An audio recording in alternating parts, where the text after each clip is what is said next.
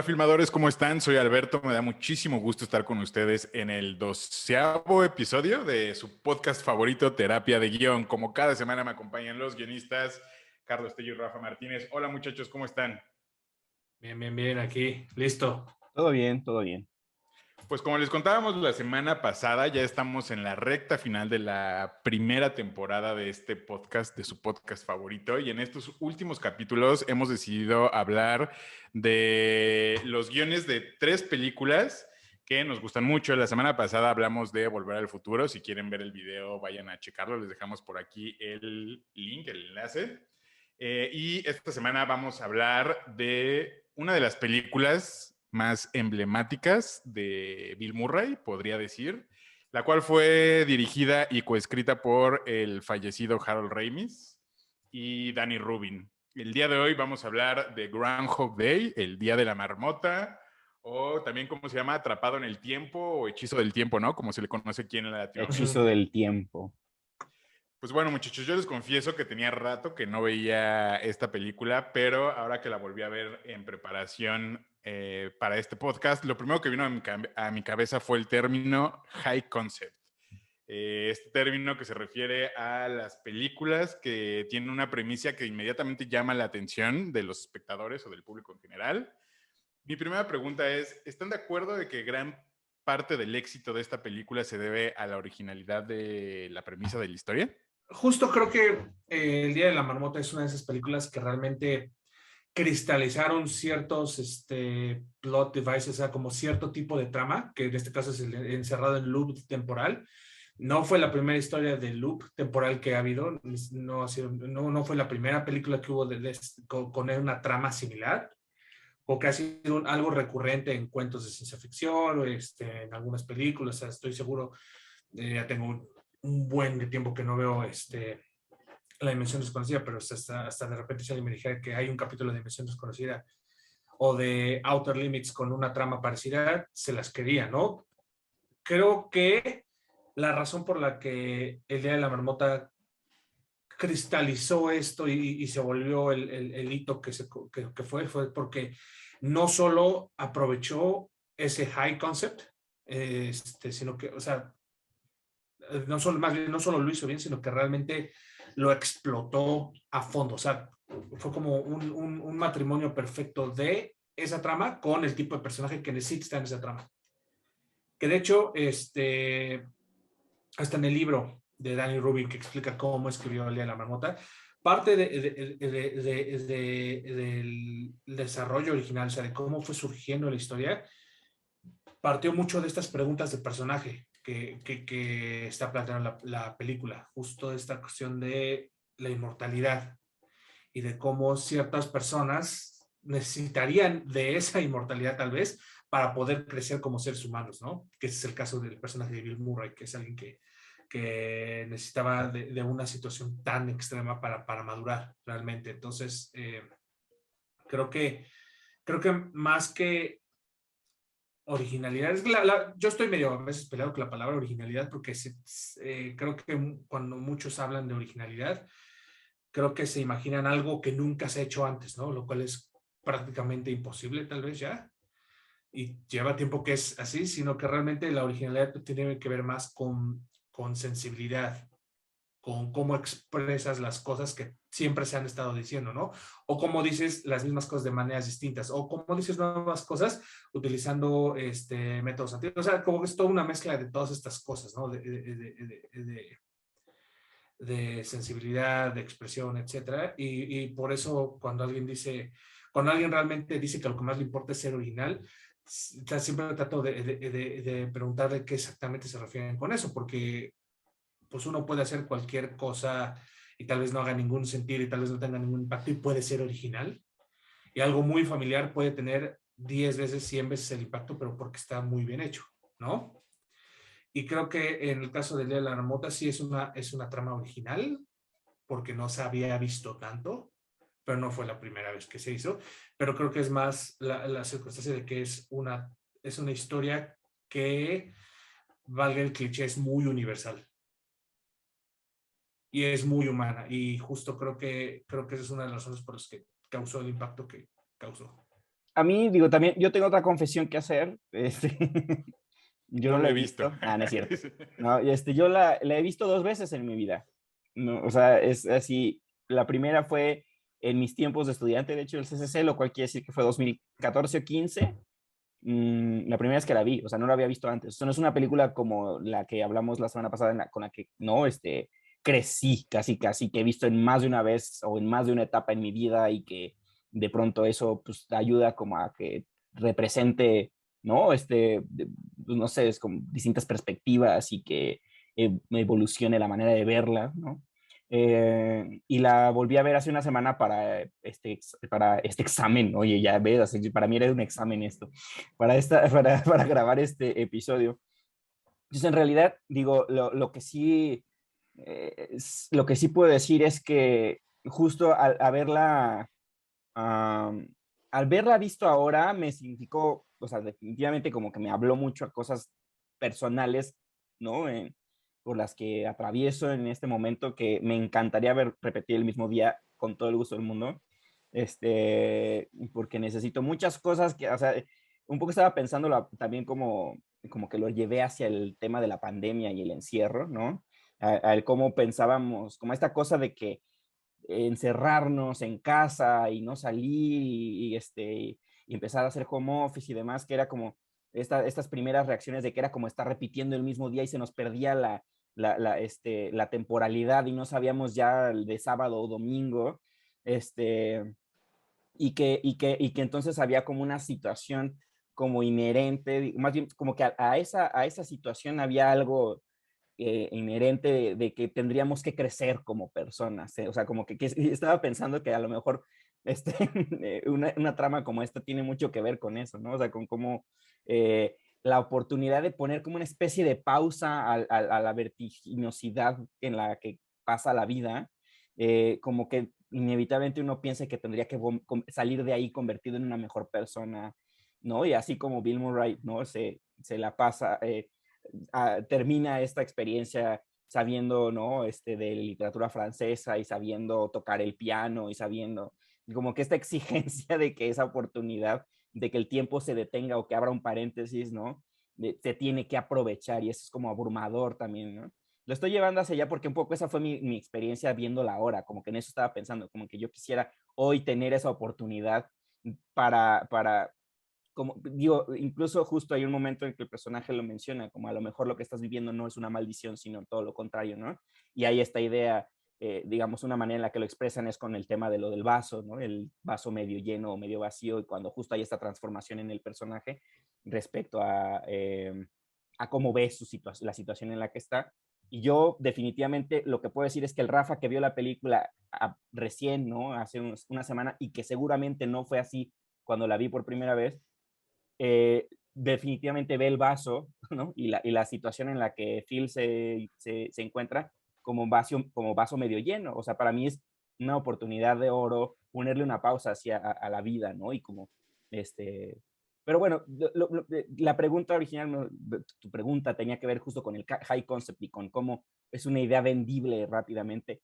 Yo creo que si bien yo creo que también sin tener el dato exacto de qué tramas, más bien qué películas exploraron esta trama antes y cómo y demás, definitivamente es como el referente principal cuando uno habla de esto, ¿no? De este tipo de loop de tiempo.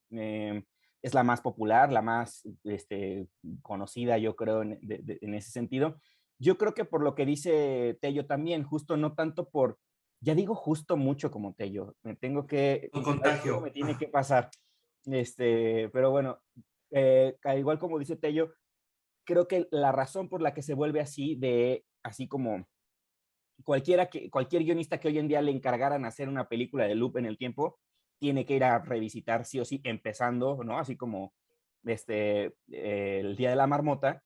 La razón es ese contexto. Yo creo que justo el contexto del Día de la Marmota, ¿no? Del tiempo, es decir, del invierno, de la duración del invierno,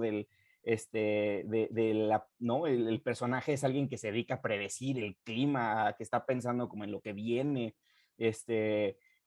no sé, como que todo lo que rodea el concepto, o sea, más allá, que justo mis justos, que precisamente lo que veo es que trasciende o da un paso más allá del pitch nada más, de es un tipo atrapado repitiendo el mismo día, sino que justo este contexto lo está volviendo o lo volvió el clásico que hoy en día es. O sea, este pueblo, la tradición del Día de la Marmota, repetir ese día, el día que tanto odiaba cubrir como, ¿no? Como reportero de esta cadena de televisión. O sea, en el lugar que más odia del en el mundo. lugar que más odia, o sea, como todo lo que abraza, lo que engloba la trama de Loop en el tiempo es muy, muy particular, muy genuino, y esa es la razón por la que es un clásico, ¿no? Y eso es lo que yo creo, y digo, empezaba diciendo lo que la he visto 2 veces, porque tampoco es como que yo digamos que es una película que yo haya podido dimensionar como a lo largo de más tiempo, ¿no? Es decir, yo la vi por primera vez, repito, fue 2014 o 15, ya siendo una película de esas que ya tendría que haber visto, ¿no? O sea, yo ya estaba estudiando cine y seguramente oculté que no la había visto en algún momento, ¿no? Pero sí, eso. Y justo, o sea, nada más para retomar lo de los high concepts, o sea, creo que también una de las... Luego la gente se pelea mucho con el incluso concepto de high concept, o sea, de justo cómo lo defines, qué es un high concept y qué no, aunque podría parecer como muy claro, muy obvio. Y creo que ahí tal vez hay algo no dicho de los high concepts que ahorita pensándolo a través del Día de la Marmota, se vuelve esencial y es justo el saber quién es el protagonista de, o sea, el protagonista de un high concept, digamos, el protagonista de una historia high concept, no necesariamente si fuera otro, tal vez ya no sería high concept, ¿no? O sea, por ejemplo, pienso en otra película también que tengo relativamente fresca, la de Más extraño que la ficción, ¿no? O sea, y creo que es inherentemente ya un high concept alguien se da cuenta que es el personaje o que su vida está siendo narrada por una autora, ¿no? Ya es Es high un concept. personaje de ficción. Sí, ajá, que es un personaje de ficción. Sí, es muy high conceptero, digámoslo, pero creo que está incompleto. Y en cambio, cuando dices bueno, no sé exactamente cuál es esa profesión, es como alguien que trabaja para el SAT realmente, o para el IRS gringo, o sea, un hombre de impuestos, o sea, probablemente el trabajo más aburrido del mundo. Un Un impuestador. impuestador se da cuenta que es el personaje en una obra. Entonces ahí creo que ahí se completa ese high concept, porque te dice, ¿por qué una novela o por qué una historia seguiría al personaje con un empleo tan aburrido, ¿no? O sea, porque ya esa sola chamba ya te empieza a adjudicar ciertas características de cómo te lo imaginas. Y creo que en el Día de la Marmota pasa lo mismo, porque es un tipo que se encuentra atrapado en un loop temporal, no es suficiente, sino realmente es qué tipo de persona es el que está atrapado en ese loop temporal, porque incluso, y de nuevo, por eso recomiendo mucho ese libro sobre cómo escribió Daniel Rubin, El Día de la Marmota, cómo fue el proceso de la escritura, cómo fue el proceso con Harold Ramis, con Bill Murray, con el estudio, etcétera, las idas y venidas. Él habla de por qué Phil es el protagonista y no Rita, por ejemplo. ¿Por qué el loop temporal está pasando con él en ese momento, en ese día? Y creo que de repente esa es también la piedra con la que muchos se podrían tropezar a la hora de idear los high concepts, ¿no? Porque piensan que nada más es algo demasiado estrafalario o llamativo, cuando realmente sí, pero con el protagonista adecuado, ¿no? O sea, porque con un personaje cualquiera podría ser medianamente interesante, pero con el personaje adecuado podría volverse un clásico. Podría volverse ya realmente o sea, como la piedra fundamental que se va a convertir en una historia mucho más completa. Qué bueno que tocaste este tema porque tiene que ver con mi siguiente pregunta, Carlos. Creo que una de las cosas más interesantes del guión de El Día de la Marmota es, a mi entender, lo bien que está construido el personaje de Bill Murray, Phil Connors, ¿no? Se llama. ¿Por qué? Porque para mí, o sea, creo que es un personaje que es bastante desagradable y sin embargo es un personaje que es bien entrañable. Mi pregunta es, ¿cómo logran los guionistas en esta película hacer que este personaje que tiene cualidades tan nefastas, el público sienta empatía por él? Es una pregunta y bastante importante, ¿no? Porque De nuevo, o sea, ahí entran como todos estos conceptos de qué es sentir empatía por un personaje y qué es que te caiga bien. Y creo que Bill Murray, por ejemplo, creo que él no solo siente empatía por él, sino que también te cae bien. O sea, es agradable lo desagradable que es. Ujú. De entrada, creo que porque no cruza ciertas líneas. O sea, también ya hay digamos, es una película de hace 35 años más o menos. Si bien recuerdo la película en el 90 y algo, ¿no? 94, 93. Entonces, pues sí, ya va a cumplir. 93, 93. Entonces ya va a cumplir a 30 años. 30. 30 años, ¿no? Entonces, digamos, la cultura ha cambiado un poco de esas líneas de lo que podría ser intolerable o ya no, pero creo que incluso en la modernidad él es desagradable, pero no es, por ejemplo, abiertamente, bueno, sí es bastante, pero no es abiertamente racista, no es abiertamente, muchas cosas. Creo que de entrada, o sea, creo que es una de las cosas más complicadas de hacer con personajes desagradables, de qué tan desagradable lo puedes hacer y cómo lo haces desagradable, ¿no? Por ejemplo, sí ves que es bastante misógino, ¿no? Y de hecho esa es una de las cosas de su arco con las que él evoluciona durante la película. Pero creo que sí hay una diferencia entre que es pesado a que, por ejemplo, sea ya un tipo mucho más acosador, ¿no? Por ejemplo, puede estar tocando gente o ya de una manera mucho más agresiva. Creo que la película es muy inteligente en esas líneas, podemos llamarlas invisibles, de donde ya un personaje se empieza a volver demasiado desagradable, ¿no? Que incluso ya cuesta trabajo que inviertas emocionalmente en su crecimiento. Porque creo que esa es una de las cosas que hace la película. Si quieres verlo ser mejor persona, si quieres verlo crecer, o sea, siento que entre Bill Murray y el guión, si te dan esta noción de si hay una mejor persona allá abajo. Porque ahorita que lo pienso, digamos, está mucho ese momento de Salva el gato, ¿no? Se habla mucho y se habla mucho de sus maneras más obvias de la literalidad de salvar al gato, ¿no? Pero... Súper salva al gato. También tiene una declaración del tema clarísima. Así es como... Nunca la había visto desde ese... O sea, ahora va a ser mi nuevo ejemplo de salva al gato, yo creo. Exacto, ¿no? Y justo creo que porque hasta en el libro de Salva el gato se habla, ¿no? No siempre tiene que ser un momento tan literal o tan claro como alguien literalmente salvando un gato, ¿no? Para él marcaba que establecía que el momento de Salva el gato de Pulp Fiction era cuando Vincent Vega y Jules están hablando de las hamburguesas, ¿no? Si realmente te acercan a ellos como personajes, seres humanos que son asesinos, ¿no? Y entonces creo que la película escoge muy bien cómo te presenta Phil, cómo te muestra el tipo de persona que es, y cómo te hace que te involucres en su crecimiento y en su evolución de él. Bueno, es que quiero decir que a mí me pasó algo muy chistoso, pues todos mis referentes van a ser de mi visionado más reciente, obvio, ¿no? Pero, y quiero decirlo justo porque nunca tuve una perspectiva más inocente, digamos, o sea, o sea, no es justo, ay, justo, hoy están a todo lo que da. Sí.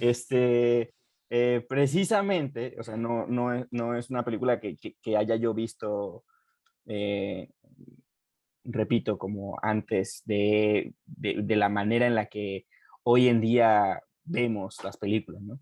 Y entonces a mí me pasó algo muy chistoso, que no sé cómo calificarlo, no sé qué significa, no sé qué dice de mí, pero a mí el personaje de Phil Connors me cae mucho mejor al principio que al final.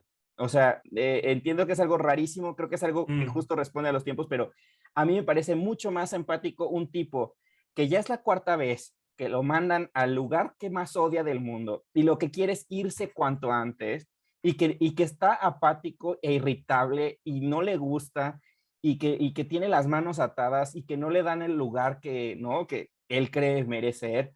Entonces, en toda el primer acto ¿no? de la película con el personaje, luego descubriendo que se ha quedado ¿no? así, luchando porque lo dejen pasar por ese puente, ese paso a desnivel nevado, ¿no? Ese me parece tremendamente empático. O sea, no me parece un tipo horrible, es un tipo, digo, con sus formas cuestionables, pero muy genuino. Es decir, yo me digo, claro, o sea, yo lo que quiero decir así de, yo me he sentido más como ese Phil hoy actualmente de, déjeme pasar, aquí está en mi casa. Es la edad, Rafa, eso ya es la edad. Es la edad, Igual, totalmente, ajá. el Phil Connors de la fiesta con el Phil Connors superhéroe por el cual van a apostar todas, no sé, $300, bueno, o van a pujar pues ¿no? Y en la, ¿cómo se llama? En la dinámica, ¿cómo se llama esta? Sí, Cuando sí, como ofrece dinero. la subasta. La subasta. Y que todo el pueblo le está agradeciendo haberlo salvado la vida. O sea, el Phil con los superhéroes me parece menos relacionable. No sé si Sí. siempre he tenido la y creo que es a propósito, o sea, creo que la película lo establece así, la película se aleja un poco de Phil al final. Sí, sí, sí. Porque realmente tiene como esta cuestión de de alguna manera Phil ya aprendió para ese momento. Exacto, o sea, exacto, como no necesariamente aspiracional en el sentido normal, sino más como trascendental. Lo cierto ¿no? es que cuida justo precisamente, cuida que no sea o sea, cuando se vuelve una especie de superhéroe, sí. No es por ganarse puntos, o sea, no es una acción que hace pensando en que con eso va a salir del loop. Él ya aceptó. Sí, exacto. Eso sí es prudente. Eso es vital, eso es temáticamente vital. Y justo creo que también la película apuesta inteligentemente a que este último cambio radical, o sea, ya el Phil evolucionado, realmente lo estamos experimentando a través de los ojos de Rita, quien era como su crítica más, pues su crítica más feroz, por llamarlo de alguna manera, porque, o quien más lo tenía bien medido, ¿no? Sí. Y entonces creo que sí es una apuesta muy arriesgada, porque si empiezas a como mandar el clímax de tu historia a los ojos del personaje, de un personaje secundario, podría parecer no tener sentido, pero funciona precisamente por todo lo que está pasando en esta historia. Y porque realmente es, Rita, pues, son los ojos de nosotros, ¿no? Son los ojos ok, esto es lo que así luce un hombre que ya logró empezar a vivir por vivir, que ya empezó a realmente a trascender todas estas cosas que tenía arrastrando y que lo estaban inmovilizando y que lo estaban volviendo tan apático con la vida, ¿no? Y que aún así se siente que sigue siendo Phil y no un superhéroe y no como una parodia. O sea, sí, no sobrehumano, pues. No es exacto, sobrehumano. exacto. Y que sí es chistoso y que te ríes de cómo reacciona y todo eso, porque pues, lo contrastas con el Phil al inicio, pero no se siente de repente como estos personajes, como los personajes de The Good Place en la primera temporada, con los que están intentando, bueno, spoiler de la primera temporada de The Good Place, pero con los que están intentando torturar a Eleanor, que se son todos de, no, sí, yo le doné mi riñón y apenas, sí, yo sé que tengo apenas 15 minutos de haberte conocido, pero te voy a donar mi riñón, ¿no? Cuando están contando historias de cosas. O sea, no es eso, o sea, es realmente un Phil es como ver un Pokémon evolucionando. Yo tengo la teoría de que estoy de acuerdo con lo que dicen, pero que también tiene que ver con que los guionistas decidieron qué mencionar y qué no ver de las cosas, de los actos malos que hace Phil. Estoy pensando mucho en la primera vez que conoce a una chica en la cafetería, y como que la va cuestionando y tal, para pues llevársela a la cama, sí. que es una acción que podría ser bastante reprobable porque pues la está ahí como tanteando para ver cómo la va pues a engañar un poco para llevársela a la cama. Y entonces solo vemos como el inicio de su plan maquiavélico y la siguiente escena vemos que ella pasa de largo y él nada más le da como un piropo y ella así como, ¿y este güey qué? Pero ya entendemos que pues sí logró su cometido.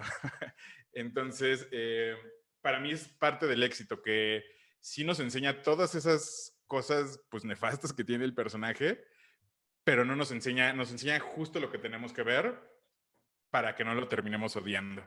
No, y aparte, justo hasta Harold Ramis y Larry Rubin llegaron a mencionar o sea, de repente se ya han llegado a debatir o sea, qué tan oscuro fue el periodo oscuro de Luke para Phil. O sea, si hubo un periodo en el que mató y torturó, hizo como las cosas más oscuras. O sea, realmente porque, pues, psicológicamente hablando, en alguien que tiene como esta carta blanca de que sus acciones realmente no tienen consecuencias, lo podría llevar a esos extremos. La película hace la gran decisión de no verlo, porque no lo necesitamos ver. Tal vez en otro tipo de película, tal vez algo más ciencia ficción, tal vez algo más oscuro o incluso algo tipo de Ricky Morty, pues sí se explora esos periodos más oscuros, ¿no? Pero y aquí los más oscuros probablemente, pues, por ejemplo, es el periodo suicida de Phil, ¿no? Y por la sensibilidad de la película lo omite, ¿no? O lo obvia o lo deja ahí entre pudo haber pasado o no pudo haber pasado y ahí se vuelven esos momentos como que realmente le pones un espejo a la audiencia y tú puedes imaginar el periodo oscuro de Phil como lo más oscuro que tú te puedes imaginar, ¿no? Y tan extremo como tú lo puedes llevar. Y entonces eso también es una decisión muy inteligente para el tono de esta película, para la película que también es, que eso es algo que suele ser algo, ese algo puede ser algo, ¿eh? Esa es una situación que luego les da mucho dolor de cabeza a la gente. O sea, como guionista me ha dado dolor de cabeza el pensar, ok, aquí están los extremos lógicos de este setup que hice, ¿no? O sea, esto podría llevarse a este extremo. ¿Lo pongo o no lo pongo? Antes tenía esa sensación de no, sí, porque si no, pues estoy siendo bien cobarde y bien, bla, bla, bla. Y de repente, conforme va pasando el tiempo, pues depende, o sea, cabe dentro de la historia que estoy contando, o sea, dentro de lo que me interesa temáticamente, dentro de quiénes son los personajes. Si no, pues entonces no necesito verlo, no necesito explorar esos rincones. Pero creo que sí,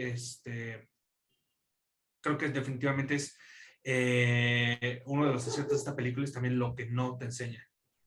Porque también otra de las eh, cosas que el guión original tenía es que el guión original empezaba ya con Phil en el loop.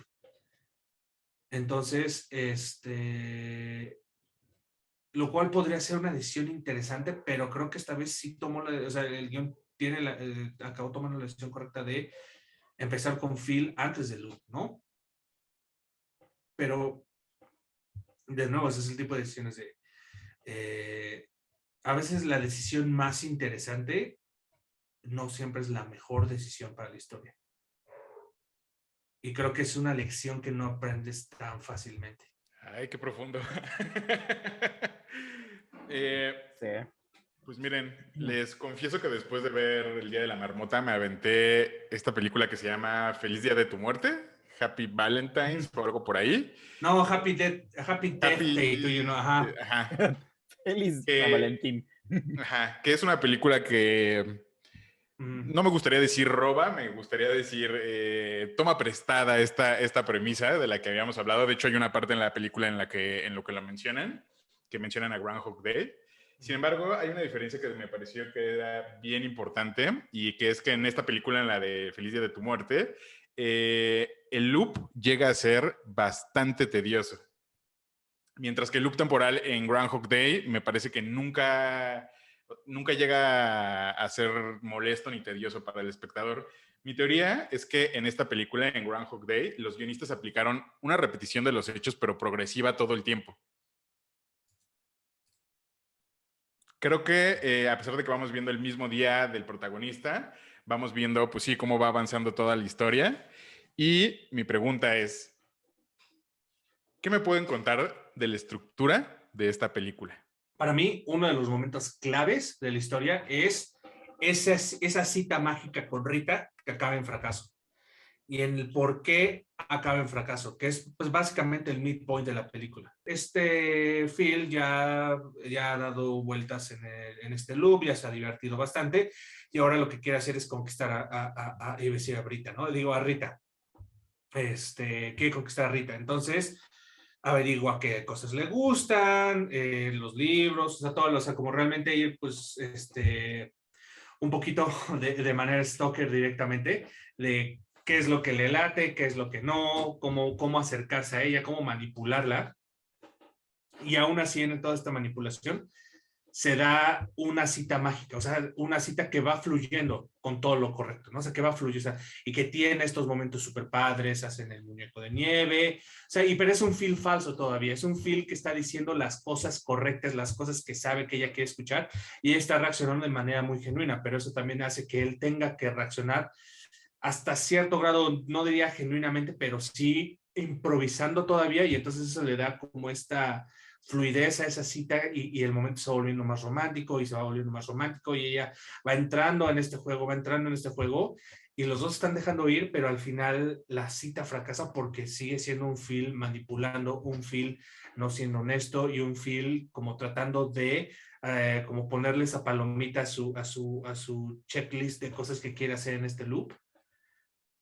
Y luego lo vemos repitiendo, o sea, lo vemos tratando de repetir esa cita mágica y de tratar de obtener esas reacciones de Rita, pero ya no puede, porque el momento se ha ido, porque el momento en el que tal vez él pudo sincerar, o sea, no creo que, digamos, en una ruta alterna en la que él se hubiera sincerado, él se hubiera dejado ir en ese momento, el loop se hubiera roto, pero creo que ese es un momento en el que él como personaje pudo aprender la lección de la historia, pero todavía no la aprende, porque todavía no está listo para aprenderla. Entonces, la caga, le intenta repetir, la caga, le dan 50,000 cachetadas y entonces el güey entra a este periodo más oscuro de la historia, ¿no? En cuanto, no más bien no oscuro, sino entra al periodo más profundo de la historia, más bien, ¿qué es lo que quiere decir? Ahora que lo mencionabas, me acabo de dar cuenta de que a lo mejor no soy el más grande fan de las películas de Loop, porque ya acabo de decir que la más importante la he visto 2 veces. Es una gran película, debería verla más, que es esta, pues, de la que estamos hablando. Pero no he visto Happy Death Day o, ¿no? Happy Día de Death tu Day. muerte. Ajá. Tampoco. Fíjate que a mí sí me gusta, creo que es, o sea, tiene ondita. No, te voy a interrumpir más porque algo pasa con esta cuestión de si te robas la premisa o ya es un subgénero. Yo creo que cuando ya puedes decir 5 películas con esa misma trama, ya se creó el subgénero. Entonces, por ejemplo, Palm Springs creo que es la mejor película de loop temporal desde el Día de la Marmota. Es que es lo que decir, yo Ah, no he visto Paul Springs, no he visto Feliz Día de tu Muerte, no he visto Edge of Tomorrow, no he visto, uf, que luego ya no entiendo cuál es el título real de vive, Life, repite, muere, ¿no? Ajá. creo que se lo cambiaron, porque el tagline de la película ahora es el nuevo título de la película, Sí. es algo muy chistoso, pero, o sea, todas esas no las he visto, o sea, entonces como que tampoco tengo grandes referencias justo de cómo están construidos lo que dice Mario, ¿no? De cómo está construido esta repetición, revisitar el loop y cómo al menos en el Día de la Marmota nunca llega a ser repetitivo. Eso es algo, imagínense, así es lo más extraño de decir, ¿no? Estamos repitiendo el mismo día y nunca se repite la película. Y a mí eso me parece muy brillante. Repito, no tengo los otros referentes de películas. Las otras 3 que acabo de citar creo que son muy importantes, ¿no? O sea, como que fácilmente identificables como digamos, como de herederas de alguna manera de esta película. Y no puedo, o sea, justo lo que estoy diciendo es que no las puedo comparar, pues. Pero yo sí me vi, como que sí tuve una gran lección al momento de ver como de una manera mucho más consciente ahora el Día de la Marmota, porque yo, guionista, si me tuviera que enfrentar a una película de repetición del mismo día, inevitablemente hubiera llegado al momento de repetir, o sea, como que creo que como que hubiera querido diseñar también el día para que las variaciones pudieran ocurrir en esta repetición y como que me imaginé a mí mismo teniendo que escribir una película así y viéndome forzado a justo a lo que a esta película afortunadamente lo hace muy bien, que es aprovecharse de la elipsis, que es lo que decíamos hace rato, lo que no te cuentan, lo importante, o sea, todo lo que cuenta lo que no está contando la película, me parece muy, o sea, como muy aplaudible, porque no es fácil, o sea, yo siento que, por ejemplo, en la película, digamos, siguiendo ese ejercicio estructural que es el que pregunta Mario, yo fui muy consciente de ver por cómo se construía estructuralmente la película Y todo tiene que ver, ¿por qué no se siente repetitiva? ¿Por qué no se siente cansado el loop? Más allá de que hay una real y genuina, no, digamos en un nivel más superficial, una variación de contextos, de espacios, o sea, no se limita, ¿no?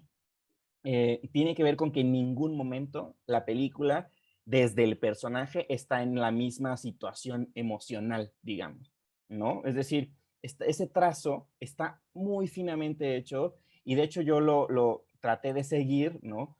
En qué momento emocional estamos del personaje. La primera vez que se repite es sorpresa. Todo es sorpresivo. O hace la chamba otra vez. ¿Qué está pasando? A lo mejor me estoy volviendo loco. Va con el psiquiatra, no sé qué, ¿no? Luego, no, bueno, eso es el tercero, perdón. El primero solo es sorpresivo y extraño. Es la extrañeza. Después es la negación. El no puede estar en esto y está enfurecido y se enoja, está iracundo. Después es la aceptación, ¿no? Un poco como ciclo de duelo, ¿no?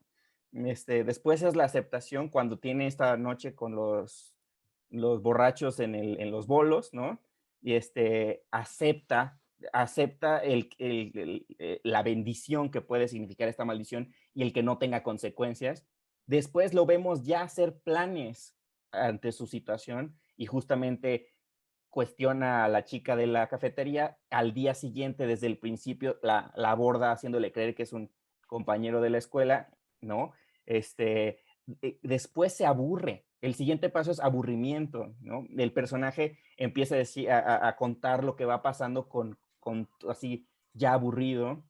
Después viene la historia de amor con Rita. Luego viene la etapa del suicidio. Luego viene la etapa en la que es honesto. El personaje finalmente es honesto consigo mismo. Que es la que decíamos, esa bisagra, él ya aprendió. Después se convierte en un superhéroe, ¿no? Esta cosa. Y hay lo que dice Tello muy claramente y digamos, muy acertadamente, que en ese momento, digamos, en la etapa honesta, en la que él ya dice, pues ya no puedo hacer más, ya ni siquiera puedo morir. O sea, en la que ya ha aceptado un poco y se pone como a aprender y demás, se switchea un poco el punto de vista, entra Rita como a ver a ese hombre transformado y después llegamos a la etapa I'm happy now, ¿no? Que es la que rompe el hechizo del tiempo. Entonces, la razón por la que no se cae es porque todo el tiempo Phil está en un lugar emocional distinto, más allá de lo que, repito, superficialmente se varía, ¿no? Entonces, el hecho de que nunca sea un mismo Phil viviendo al menos el cacho de información sobre el loop que alcanza a subir, digamos, a la superficie de la película, lo hace muy dinámico. Y dicho eso, de nuevo, el uso de la elipsis.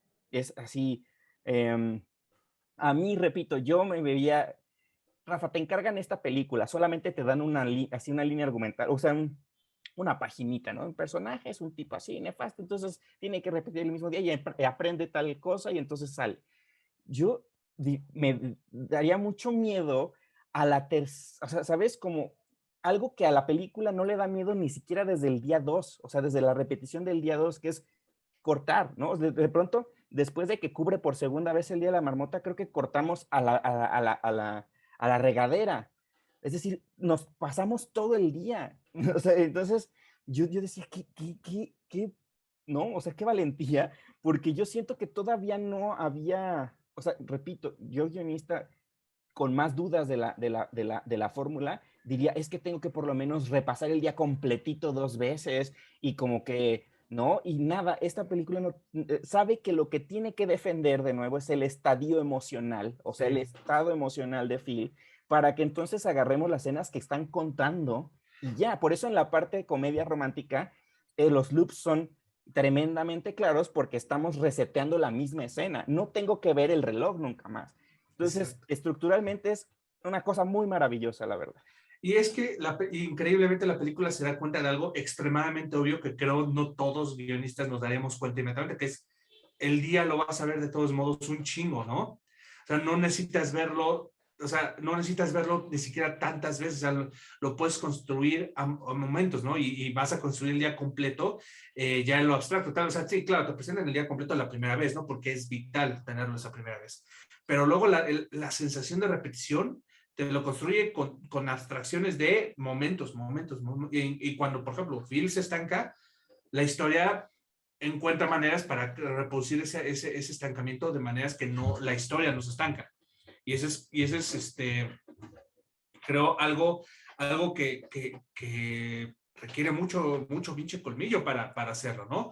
Porque claro, hay soluciones pragmáticas a estas cosas, ¿no? O sea, estando frente a una película como esta, decir, ok, pues escoges un espacio que te da versatilidad, ¿no? Que, por ejemplo, creo que es algo que de repente la de Happy Death, Feliz Día de tu Muerte, desaprovecha un poco, que tiene un espacio tal vez no tan amplio como un pueblo, pero tiene un campus universitario, ¿no? Entonces tal vez sí lo pudo haber aprovechado un poco más. Pero, por ejemplo, en Vive, Repite, Muere, o bueno, Hecho Tomorrow, o como se conozca ya hoy en día, aprovecha el espacio de que hay una progresión hay una misión, ¿no? Entonces cada vez vas profundizando más y eso está súper, o sea, creo que esa es una gran película también, por cierto. Y en otra de loop temporal que ya no me acordaba es la de Source Code, la de 8 minutos para morir. Tampoco la he visto, sí que sé es de cuál Duncan es. Jones, ajá. Sí, sé cuál es. Me gustó bastante Ese cuando es en un tren, ¿no? Ajá, exacto, es un loop temporal Sí, en un tren. con Jake Gyllenhaal, ¿no? Jake Ajá, Gyllenhaal. exacto. Y sí, que tiene que descubrir por qué explota el tren, ¿no? Uh-huh. Que ahí tiene como unas cosas medio raras que cuando le dices, pero pues entonces ahora se queda él con el cuerpo de ese güey y pues está enamorado de esta. Bueno, son preguntas de otra película, entonces que no nos importa. Pero o sea, sí hay cosas pragmáticas, ¿no? De escoge el periodo de tiempo adecuado para este loop, escoge el espacio perfecto para este loop, pero realmente son preguntas secundarias a lo que importa es quién está pasando este loop, ¿no? Y creo que Rafa apunta perfectamente que el loop es una manifestación de los estados emocionales de Phil. Entonces lo vives como por eso es que, de nuevo, cuando es la cita romántica, cuando es la cita mágica, te quedas en ese día bastante, ¿no? Cuando ya las cosas están fluyendo. Pero antes y después hay mucha, no repetición, pero hay mucho como reset, ¿no? O sea, ok, bebida favorita, ok, con esto brindas. Más bien, ¿cuál es es tu brindis, no? Chocolate, de lo que sea, y al final ya como sale otra vez todo, pero en medio, o sea, también hay una cuestión de ritmo muy bien lograda en este guión y en esta película, de exactamente, porque esa es otra de las preguntas vitales, ¿no? ¿Cuánto dura cada escena en algo que tienes infinito tiempo, ¿no? Claro. No, y aparte, perdóname. Ay, sí. No, y aparte, ¿cómo haces ver el paso del tiempo cuando no está ocurriendo? O sea, digamos, ¿cómo con cosas tan simples, aparentemente, como el momento en el que le muestra a Rita por primera vez, cuando le dice, trae el argumento de creo que soy Dios, cuando acaba de pasar la etapa de los suicidios, y le cuenta la historia de todos en la cafetería, es un recurso para saber el tiempo que lleva ahí, ¿no? O sea, es como, sí. O sea, cuánta información ha acumulado, ¿no? O la destreza en el piano, o sea, estas cositas que nos pueden, así que en 3 cortes, o sea, lo vemos fracasar en el piano una vez, ¿no? Que está haciéndole gestos la maestra, luego vas bien, y luego, ¿no? Callándole la boca a todo el mundo en el baile, o sea, como también, en momentos muy puntuales, reflejar el paso del tiempo, que es una cosa que de verdad es, o sea, pues no es fácil, no es nada fácil. Es brillante, o sea, porque la película de nuevo se da cuenta que solo puedes marcar este paso del tiempo a través de film. O sea, y ese es y no físicamente, y no dijeras tú por lo físicamente. menos, ¿no? La ojerita, la barbita, no sé, pero desde adentro, desde Phil, repito, en su estado emocional. Muchachos, ¿cuál es el tema del Día de la Marmota? Ay, no nos hagas esas preguntas, Mario. Son para cuequeros. Ay, perdónenme. Tiene que ver con la burguesía y la opresión No, pues, o sea, creo que habría muchas maneras de enunciar temáticamente de qué va el Día de la Marmota. O sea, creo que, de nuevo, o sea, y sobre todo a la hora de discutir el tema, creo que a veces uno se quiere casar con solo una manera de denunciar el tema, ¿no? Que solo hay una manera de concebir temáticamente una película. Y no, la verdad es que son mucho más flexibles que eso, pero sí se queda como en ciertos términos generales, ¿no? Y creo que el tema central de Día de la Marmota, o uno de los temas centrales, es que, por ejemplo, particularmente, ¿no? O sea, cada ser humano puede madurar si le das suficiente tiempo, ¿no? Eso es como un tema declarado hasta por Danny Ruby, ¿no? O sea, como el tema fundamental en el que él consiguió la historia, ¿no? O sea, ok, ¿quién necesita tiempo infinito o cientos de miles de días para madurar?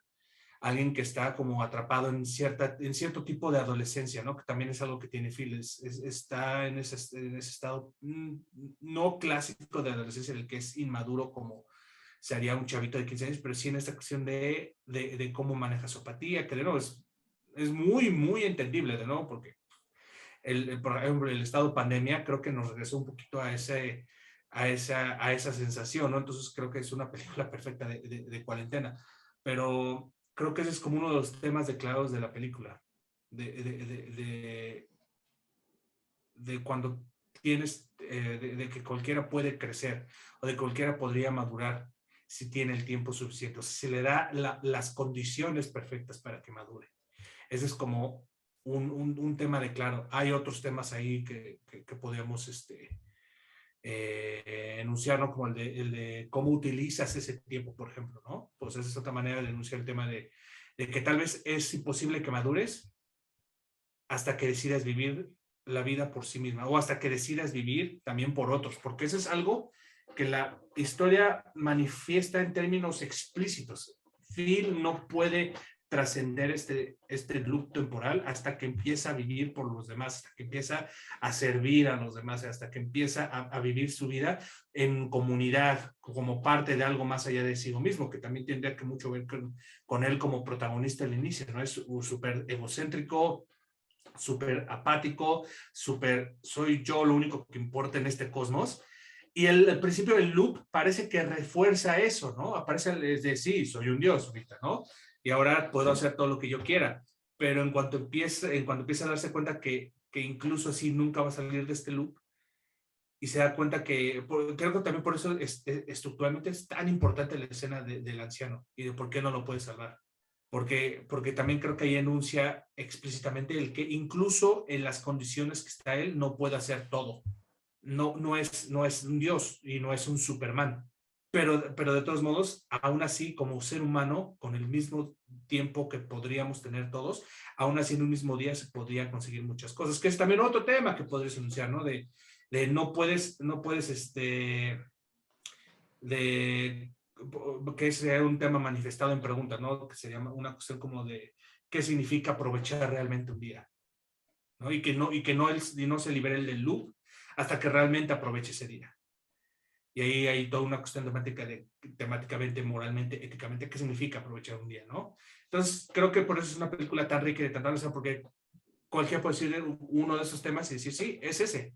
Pues mira, me voy a ir por dos, así, por lo que dijo ella.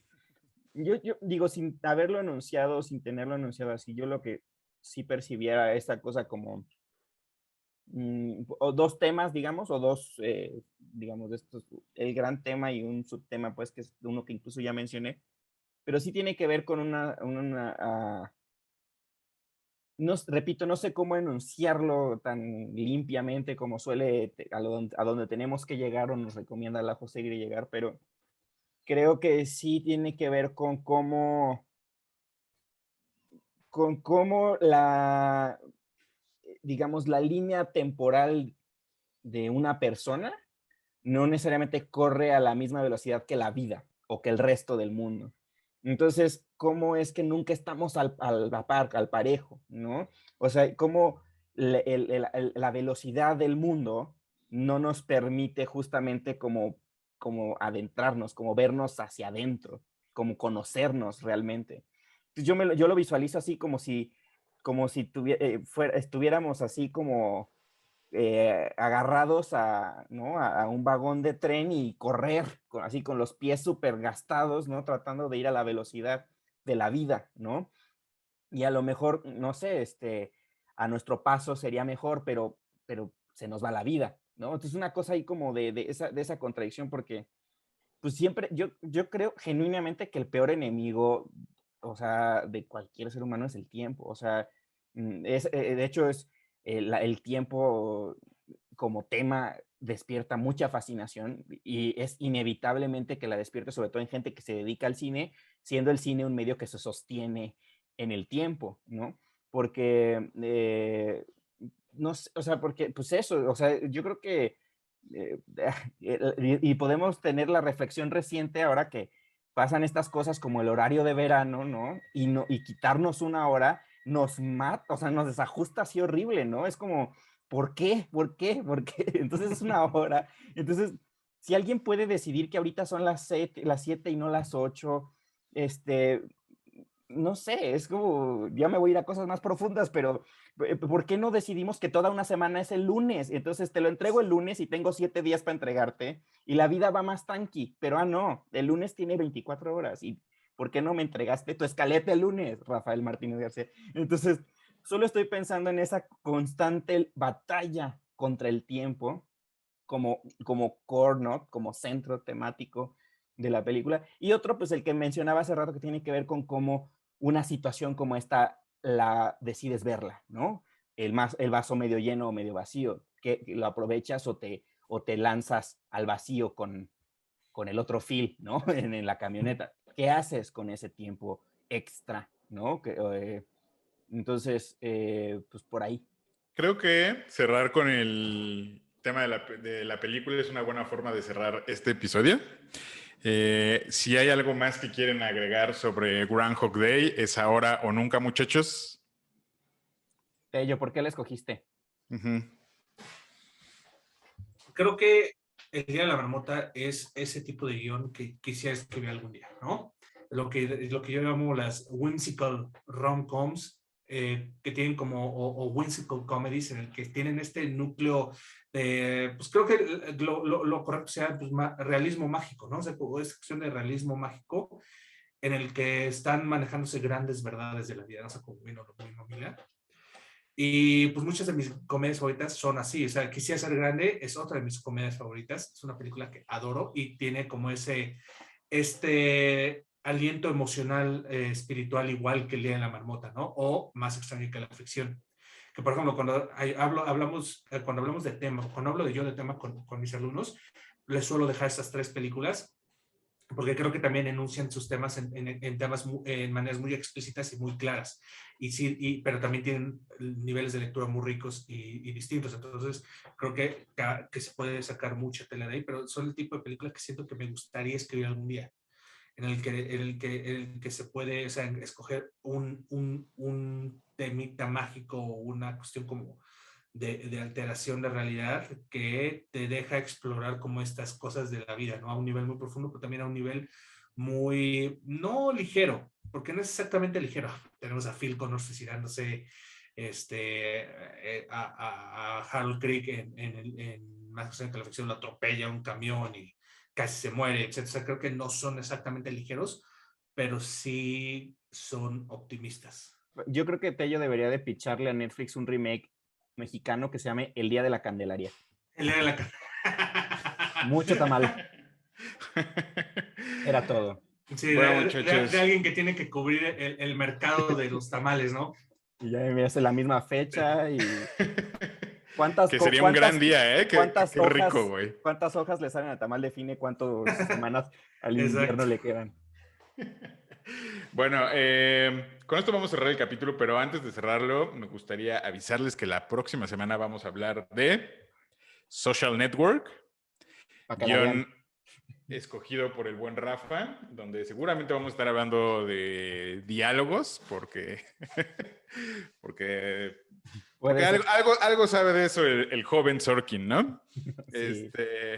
Pero bueno, muchachos, ahora sí, con esto cerramos el capítulo. Muchísimas gracias a todos los que llegaron hasta el final. Ya saben que si les gustó este contenido, no olviden compartirlo, suscribirse, darle like e invitar a todos sus amigos guionistas a que lo escuchen. Ya estamos en Spotify, les vamos a dejar el link en la descripción del video. Yo soy Alberto. Muchas gracias, Rafa, muchas gracias, Carlos, y muchas gracias a ti por ser parte de esta comunidad. Nos vemos la próxima semana aquí, en su podcast de confianza, en su podcast favorito, Terapia de Guión. Bye. Chao.